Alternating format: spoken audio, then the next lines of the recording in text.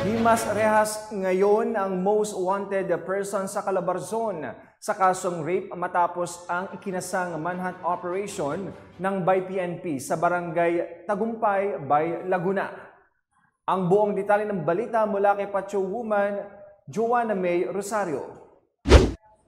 Arestado ang most wanted person sa Calabarzon sa ikinasang manhunt operation ng BIPNP. Kinilala ni Police Provincial Director Police Colonel Gavin Mel E. Unos ang akusado na si alias June, nasa hustong gulang at residente ng Bai, Laguna. Nagsagawa ang Bai Municipal Police Station ng manhunt operation kasama ang Malunay Municipal Police Station dakong 9:30 ng gabi sa barangay Tagumpay, Bai, Laguna na nagresulta sa pagkaaresto ng akusado. Naaresto si alias June sa bisa ng warrant of arrest na nahaharap sa kasong rape na walang kaukulang piyansa at kasalukuyang nasa kustodiya ng Bai MPS ang arestadong akusado. Ang pagsisikap ng kapulisan na mapanatili ang kaayusan at seguridad sa pamamayanan ay nagpapalakas sa adhikain ng bagong Pilipinas na maging mapayapa at ligtas.